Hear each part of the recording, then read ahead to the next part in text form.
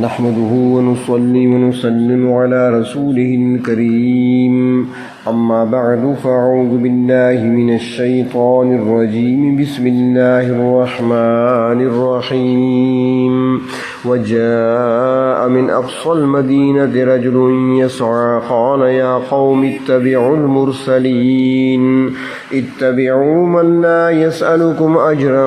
وهم مهتدون وما لي لا أعبد الذي فطرني وإليه ترجعون أأتخذ من دونه آلهة إن يردني الرحمن بضر لا تغن عني شفاعتهم شيئا ولا ينقذون إني إذا لفي ضلال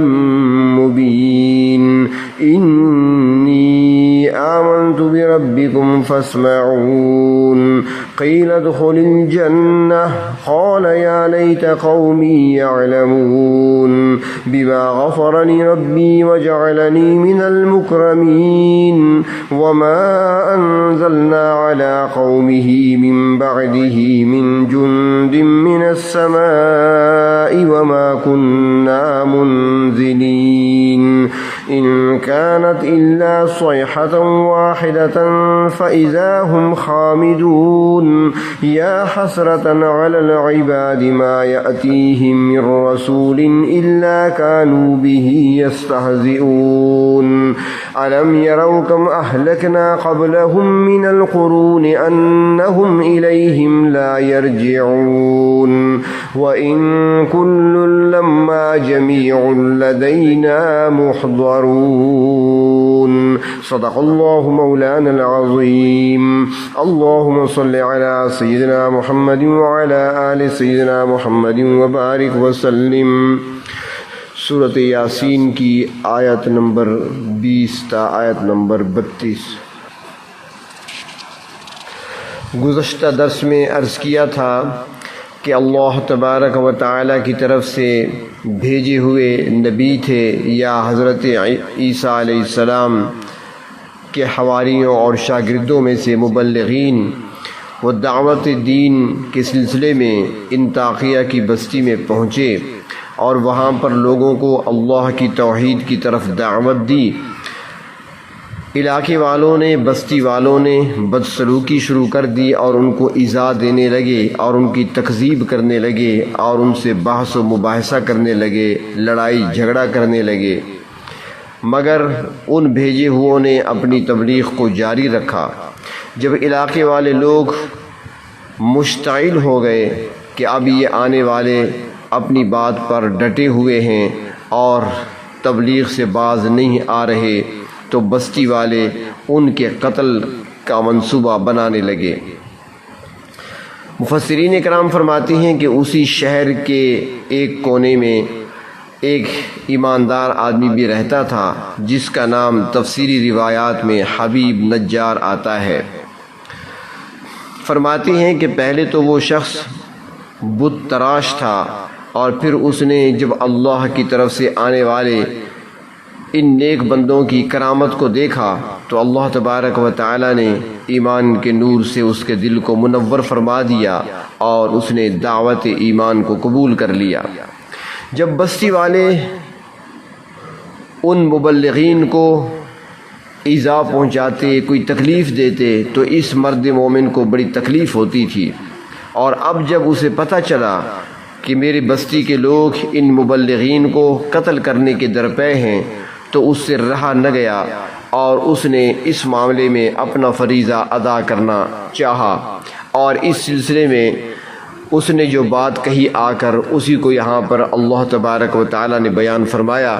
وَجَاءَ مِنْ أَقْصَى الْمَدِينَةِ رَجُلٌ يَسْعَىٰ، شہر کے پرلے کنارے سے ایک شخص دوڑتا ہوا آیا اور اس نے اپنی قوم کو سمجھانے کی کوشش کی اور وہ کہنے لگا، قَالَ يَا قَوْمِ اتَّبِعُوا الْمُرْسَلِينَ، اے میری قوم کے لوگوں ان بھیجے ہوئے لوگوں کی پیروی کرو، یہ تمہیں غلط راستے سے ہٹا کر درست راستے پر لانا چاہتے ہیں، یہ تمہیں کفر اور شرک کے اندھیروں سے نکال کر توحید کی روشنی میں لانا چاہتے ہیں، یہ تو تمہارے ساتھ خیر خواہی کا جذبہ رکھتے ہیں، ہمدردی کرتے ہیں، تمہارے آخرت کے عذاب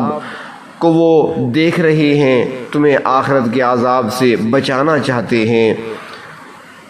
اور ساتھ ہی اس نے یہ بھی کہا اتبعوا من لا یسألکم اجرا، ان کی پیروی کرو، یہ تم سے کوئی معاوضہ بھی طلب نہیں کر رہے، تم سے کچھ مانگ بھی نہیں رہے، جو تبلیغ کرتے ہیں، جو تم تک پیغام پہنچا رہے ہیں، اس کے بدلے میں تم سے کچھ مانگا بھی نہیں ہے انہوں نے، اور یہ صرف اور صرف تمہارے ساتھ خیر خواہی ہی کر رہے ہیں، یہ تمہارے مخلص ہیں، بے لوث خدمت کر رہے ہیں، ان کی بات کو تم مان لو۔ وہم مہتدون، یہ خود بھی ہدایت یافتہ ہیں اور دوسروں کو بھی ہدایت کی راہ پر چلانا چاہتے ہیں، ہدایت کا راستہ دکھانا چاہتے ہیں۔ اور پھر اس شخص نے اپنی توحید کا بھی اظہار کرتے ہوئے کہا وَمَا لِيَ لَا أَعْبُدُ الَّذِي فَطَرَنِي، اور کیا ہے مجھے کہ میں اس ذات کی عبادت نہ کروں جس نے مجھے پیدا کیا ہے۔ یہاں پر اس نے اللہ تبارک و تعالیٰ کی صفت تخلیق کا ذکر کیا کہ اللہ تبارک و تعالیٰ نے مجھے زندگی عطا فرمائی ہے تو میں کیوں نہ اس کی عبادت کروں، اور اس ذات کے علاوہ اور کوئی عبادت کے لائق بھی نہیں ہے۔ اور پھر ساتھ ساتھ اپنے مخاطبین کو تنبیہ کرتے ہوئے کہا وَإِلَيْهِ تُرْجَعُونَ، اور تم سب نے اسی اللہ تبارک و تعالیٰ کی طرف لوٹ کر جانا ہے جو وحدہ لا شریک ہے۔ موت کے بعد زندگی ملے گی اور اسی پروردگار کے سامنے حاضر ہو کر اپنی زندگی کا حساب و کتاب دینا ہوگا۔ وہاں پر جو اعمال ہم نے کیے، جو عقیدے ہم نے اختیار کیے، اس کی جواب دہی ہوگی۔ اور اس کے بعد اس مرد مومن نے شرک کی تردید کرتے ہوئے کہا اَأَتَّخِذُ مِن دُونِهِ آلِهَةً، کیا میں اس ایک پروردگار کو چھوڑ کر دوسروں کو معبود بنا لوں، جبکہ دوسرے معبودوں کی حالت تو یہ ہے اِن يُرِدْنِ الرَّحْمَنُ بِضُرٍّ، کہ اگر اللہ تبارک و تعالی جو کہ رحمان ہے وہ ان معبودوں کو کسی تکلیف میں مبتلا کرنا چاہیں لا تغن عنی شفاعتهم شیئا، یعنی اگر پروردگار عالم کسی تکلیف میں مبتلا کرنا چاہیں تو ان معبودوں کی سفارش مجھے کوئی فائدہ نہیں دے سکتی، یہ تو خود بے اختیار ہیں، یہ خود عاجز ہیں، ولا ينقذون، اور نہ ہی یہ مجھے کسی مصیبت سے نجات دلا سکتے ہیں۔ اس کائنات میں کسی کے اندر اتنی طاقت ہی نہیں ہے کہ وہ اللہ تبارک و تعالیٰ کی بھیجی ہوئی تکلیف کو دور کر سکے، تو پھر اگر ہم ایسوں کی عبادت کریں گے تو یہ تو حماقت کے علاوہ کچھ نہیں کہلا سکتا۔ اور پھر ایسی صورت میں انی اذا لفی ضلال مبین، بلا شبہ اگر میں ایسا کروں گا تو پھر تو کھلی گمراہی میں جا پڑوں گا۔ اس سے بڑھ کر اور گمراہی کیا ہو سکتی ہے کہ انسان اپنے خالق و مالک کو چھوڑ کر، کائنات کے رب کو چھوڑ کر دوسروں سے حاجت روائی اور مشکل کشائی کراتا پھرے، دوسروں کی عبادت میں مشغول ہو جائے اور اپنے پروردگار جو کہ وحدہ لا شریک ہے اسے چھوڑ بیٹھے۔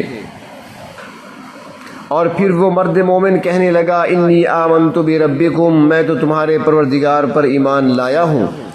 پہلے اس نے اللہ تبارک و تعالیٰ نے پہلے تو اس نے اللہ تبارک و تعالیٰ کی صفت فطور، یعنی وہ فاطر ہیں، پیدا کرنے والے ہیں، ان کا ذکر کیا، اور اس کے بعد پھر پروردگار عالم کی ربوبیت کی بات کی کہ پیدا کرنے والے بھی وہی پروردگار ہیں اور ہر چیز کو حد کمال تک پہنچانے والے بھی وہی ہیں، تو لہٰذا اسی پروردگار پر میں ایمان لایا ہوں جو ان ساری صفات کے حامل ہیں۔ فرمایا فاسمعون، تم بھی اس بات کو اچھی طرح سن لو، اور یہ بات میں چھپ کر نہیں کہہ رہا بلکہ میں ڈنکے کی چوٹ پر کہہ رہا ہوں کہ میں خدائے رحمان پر ایمان لا چکا ہوں، اور تمہیں بھی دعوت دیتا ہوں کہ اپنے ہاتھوں سے بنائے ہوئے خود ساختہ معبودوں کو چھوڑ کر ان بھیجے ہوئوں کی بات کو مان لو اور پروردگار عالم پر ایمان لے آؤ۔ یہ اللہ کے تینوں رسول تمہیں توحید کی دعوت دے رہے ہیں اور تمہیں تمہارے رب کی طرف بلا رہے ہیں۔ ان کی یہ باتیں تمہاری سمجھ میں آئیں یا نہ آئیں، میں ان کی حقیقت تک پہنچ چکا ہوں، اور تم ان کی تصدیق کرو یا نہ کرو، میں تو ان پر ایمان لا چکا ہوں۔ اور اس طریقے سے اس اللہ کے بندے نے ڈنکے کی چوٹ پر اپنے ایمان کا اعلان کر دیا۔ یہ سنتے ہی اس کی قوم کے لوگ غصے سے پاگل ہو گئے۔ انہیں ان رسولوں پر تو زیادہ غصہ نہ آیا کیونکہ وہ باہر سے آئے ہوئے افراد تھے، لیکن اپنی قوم کے ایک فرد کی طرف سے اس اعلان بغاوت کو برداشت نہ کر سکے، چنانچہ اللہ کے اس بندے کو اسی لمحے شہید کر دیا گیا۔ حدیث شریف میں آتا ہے، حضرت عبداللہ ابن مسعود رضی اللہ تعالیٰ عنہ کی روایت میں ہے کہ قوم نے اس شخص کو پاؤں کے نیچے اس قدر روندا کہ اس بیچارے کی آنتیں پیٹ سے باہر نکل آئیں اور وہ شہید ہو گیا۔ مفسرین فرماتے ہیں کہ جب وہ ظالم اس مومن مرد کو ایذائیں دے رہے تھے تو وہ ان کے حق میں ہدایت کی دعائیں کر رہا تھا۔ یہ شخص بڑا ہی نیک اور عبادت گزار تھا۔ کہتے ہیں کہ دن بھر جو کچھ وہ کما کر لاتا، شام کو اسے 2 حصوں میں تقسیم کر دیتا۔ ایک حصہ بال بچوں کے حوالے کرتا اور دوسرا حصہ محتاجوں، غریبوں، فقیروں میں تقسیم کر دیتا تھا۔ اس امت میں بھی ایسے افراد گزرے ہیں جن کی استقامت، ایمان پر استقامت کی مثالیں آنے والوں کے لیے مشعل راہ ہے۔ مسیلمہ کذاب نے نبی اکرم صلی اللہ علیہ وسلم کے آخری زمانے میں ہی نبوت کا دعویٰ کیا تھا، اور پھر اس کے ساتھ فیصلہ کن معرکہ بھی پیش آیا۔ مسیلمہ کذاب کی گرفت میں کسی طرح 2 ایماندار آدمی بھی آ گئے۔ ان میں سے ایک کا نام حبیب بن زید تھا۔ مسیلمہ کذاب نے اس سے پوچھا کہ کیا تم گواہی دیتے ہو کہ محمد صلی اللہ علیہ وسلم اللہ کے رسول ہیں؟ تو اس نے کہا ہاں میں گواہی دیتا ہوں۔ پھر اس نے کہا کیا تم گواہی دیتے ہو کہ مسیلمہ بھی اللہ کا رسول ہے؟ تو وہ شخص کہنے لگا کہ تمہاری یہ بات مجھے سنائی نہیں دے رہی۔ مسیلمہ نے اس سے اپنے حق میں گواہی لینے کے لیے ہر حربہ استعمال کیا، مگر وہ یہی کہتا تھا کہ محمد صلی اللہ علیہ وسلم کی رسالت کی گواہی تو دیتا ہوں، مگر دوسری بات میری سمجھ میں نہیں آتی۔ اس پر مسیلمہ سخت طیش میں آ گیا اور اس نے اس مرد مومن کا ایک عضو کاٹ کر اس کو شہید کر دیا، مگر وہ شخص آخر وقت تک اپنے ایمان پر ڈٹا رہا۔ اسی طرح طائف میں قبیلہ ثقیف کے سردار حضرت عروہ بن مسعود ثقفی رضی اللہ تعالی عنہ نبی اکرم صلی اللہ علیہ وسلم کے صحابی ہیں، اور نبی اکرم صلی اللہ علیہ وسلم نے ان کے بارے میں فرمایا تھا کہ ان کی شکل و شباہت حضرت عیسیٰ علیہ السلام کے ساتھ ملتی جلتی ہے۔ جب یہ حضور اکرم صلی اللہ علیہ وسلم کی خدمت میں حاضر ہو کر ایمان لائے تو عرض کیا حضور مجھے اجازت دیں کہ میں واپس اپنے قبیلے میں جا کر ان کو تبلیغ اسلام کروں، یعنی ان کو دعوت دوں اسلام کی طرف۔ آپ صلی اللہ علیہ وسلم نے فرمایا کہ لوگ تمہاری مخالفت کریں گے، تو وہ کہنے لگا کہ میں اپنی قوم کا سردار ہوں، وہ میرا بہت احترام کرتے ہیں، حتیٰ کہ جب میں سو رہا ہوتا ہوں تو کوئی آدمی مجھے جگانے کی جرت نہیں کرتا۔ چنانچہ وہ صحابی نبی اکرم صلی اللہ علیہ وسلم سے اجازت لے کر قوم کے پاس گیا اور ان سے کہا کہ لات و منات و عزا جو کہ بت تھے اس زمانے کے ان کو چھوڑ کر نبی اکرم صلی اللہ علیہ وسلم کی رسالت کو تسلیم کر لو، اور اللہ تبارک و تعالی جو کہ وحدہ لا شریک ہیں ان کی وحدانیت پر ایمان لے آؤ۔ بس اتنی بات تھی کہ قوم ساری دشمن ہو گئی، یہاں تک کہ جب آپ نماز کے لیے اذان دیتے تو جب وہ کلمہ شہادت ادا کر رہے تھے تو ایک بدبخت نے ایسا تیر مارا جس سے یہ شہید ہو گئے۔ تو فرمایا کہ قیل ادخل الجنہ، اس شخص سے کہا گیا کہ جنت میں داخل ہو جاؤ، یعنی بعد شہادت جنت کا داخلہ ملا، اور جنت کا داخلہ تو موت کے بعد ہی ممکن ہے۔ فرماتے ہیں کہ جنت میں داخلے کی 2 صورتیں ہیں کہ قیامت کے بعد جب حساب و کتاب ہو جائے گا تو اس کے بعد جنت کا داخلہ ملے گا اور وہ حقیقی داخلہ ہوگا، اور مرنے کے فوراً بعد جنت میں داخلہ بھی وہ اس طریقے سے ہے۔ فرماتے ہیں کہ انسان جب اس دنیا سے عالم برزخ میں پہنچ جاتا ہے تو وہاں جب ابتدائی سوال و جواب ہوتے ہیں تو اس کے بعد جنت کی کھڑکی کھول دی جاتی ہے اور جس سے وہ مرنے والا راحت محسوس کرنے لگتا ہے۔ اور اگر کوئی کفر و شرک یا نافرمانی میں دنیا میں ڈوبا رہا ہے تو اسے دوزخ اور جہنم کی گرمی اور تکلیف وہاں پر محسوس ہوتی ہے۔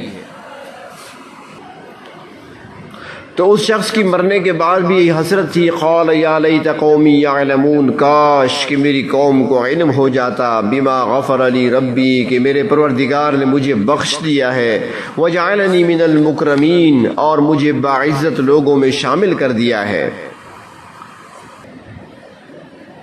عزت والے لوگ تو وہی ہیں نا جو پروردگار عالم کے ہاں کامیاب ہو گئے۔ اس لیے وہ بھی کہنے لگا کاش میری قوم کے لوگوں کو میری کامیابی کا پتہ چلتا تو وہ ایسی ظالمانہ حرکتیں نہ کرتے اور کفر و شرک کے راستے پر نہ چلتے بلکہ توحید کو اختیار کر لیتے۔ ذرا تصور کیجئے، ادھر جنت کا تو یہ منظر ہے، مگر دوسری طرف دنیا میں اس کے گھر میں صف ماتم بچھی ہوگی، بیوی بچے ہوں گے تو وہ رو رو کر بے حال ہو رہے ہوں گے، والدین ہوں گے تو ان پر غشی کے دورے پڑ رہے ہوں گے، بہن بھائی ہوں گے، عزیز و اقارب ہوں گے تو سب نوحہ کنا ہوں گے کہ اسے اس طرح ناحق بے دردی کے ساتھ شہید کیا گیا۔ مگر دوسری طرف ہے کہ وہ کہہ رہا ہے کاش میری قوم کو پتہ چلتا کہ میرے پروردگار عالم نے میری بخشش کر دی ہے اور مجھے باعزت لوگوں میں شامل کر لیا ہے۔ ان دونوں جہانوں کے معاملات الگ الگ ہیں، درمیان میں غیب کا پردہ حائل ہے۔ دنیا والوں کو پردہ غیب کی دوسری طرف اس جہان کی کیفیات کا کوئی علم نہیں، جہاں اللہ کا ایک بندہ جنت کے تخت پر بیٹھا کہہ رہا ہے کہ اگر میری قوم کے لوگوں کو معلوم ہو جاتا کہ اللہ کے ہاں میری کیسی قدر و منزلت ہوئی ہے اور مجھے کیسے کیسے اعزاز و اکرام سے نوازا گیا ہے تو پھر وہ میری شہادت پر رنجیدہ اور غمگین نہ ہوتے۔ اس کے بعد اللہ تبارک و تعالی نے اس ظالم قوم کی ہلاکت کا حال بھی بیان فرمایا، وما انزلنا علی قومہ من بعدہ من جند من السماء، ہم نے اس ظالم قوم پر آسمان سے کوئی لشکر نہیں بھیجا جو انہیں ہلاک کرتا، وما کننا منزلین، اور نہیں ہم ایسا کوئی لشکر بھیجنے اور اتارنے والے تھے۔ یعنی اس ظالم قوم، نافرمان قوم کی ہلاکت کے لیے کسی فوج کی لشکر کی ضرورت نہیں تھی، بلکہ اس کام کے لیے ان کانت الا صیحۃ واحدہ، ایک چیخ ہی کافی تھی جو ہم نے بھیج دی، فاذا ہم خامدون، پس اچانک وہ بجھنے والے ہو گئے، یعنی وہ اس طرح صفحہ ہستی سے مٹا دیے گئے جیسے دہکتے ہوئے کوئلوں پر پانی ڈال دیا جائے تو وہ بجھ جاتے ہیں۔ مفسرین اکرام فرماتے ہیں کہ اللہ تبارک و تعالی نے ایک فرشتے کو بھیجا جس نے شہر کے دروازے پر ہاتھ رکھ کر ایسی چیخ ماری کہ سب بستی والوں کے دل پھٹ گئے اور وہ ہلاک ہو گئے۔ فرمایا یا حسرتن علی العباد، بندوں کی حالت پر افسوس ہے، ما یاتیہم من رسول الا کانوا بہ یستہزئون، کہ جب بھی ان کے پاس اللہ کا کوئی رسول آیا انہوں نے اس کے ساتھ ٹھٹھا کیا، مذاق کیا، انہوں نے اللہ کے نبیوں کی دعوت پر غور و فکر نہیں کیا بلکہ انکار ہی کرتے رہے۔ اور پھر مشرکین مکہ کو مخاطب کرتے ہوئے اور قیامت تک آنے والے مشرکین اور نافرمان لوگوں کو بھی عبرت دلاتے ہوئے ارشاد فرمایا کہ الم یروا کم اہلکنا قبلہم من القرون، کیا ان لوگوں نے نہیں دیکھا کہ ان سے پہلے ہم نے کتنی جماعتوں کو ہلاک کیا، انہم الیہم لا یرجعون، بے شک وہ ان کی طرف لوٹ کر نہیں آئیں گے، وہ برباد ہو گئے، دنیا سے مٹ گئے، وہ واپس کہاں آ سکتے ہیں۔ فرمایا ان کل لما جمیع لدینا محضرون، اور نہیں کوئی مگر سب کے سب ہمارے سامنے حاضر کیے جائیں گے، ہر شخص نے ہمارے سامنے پیش ہونا ہے، اور پھر ہر ایک کے اعمال کو دیکھا جانا ہے، ان کے عقائد کو چیک کیا جانا ہے، اور پھر اسی کے مطابق ہی ان کے لیے جزا اور سزا کے فیصلے ہوں گے۔ جو مجرم ہوں گے وہ بچ نہیں پائیں گے، اور جو لوگ نیکی اور تقوی کا دامن دنیا میں تھامے رہے وہ اجر و ثواب لیں گے وہاں پر، اور پروردگار عالم کی طرف سے اعزاز و اکرام سے نوازے جائیں گے۔ اللہ تبارک و تعالی ہمیں بھی اپنے ان نیک وکار بندوں میں شامل فرمائیں جو اس دن انعام و اکرام کے مستحق ٹھہریں گے۔ وآخر دعوانا ان الحمد للہ رب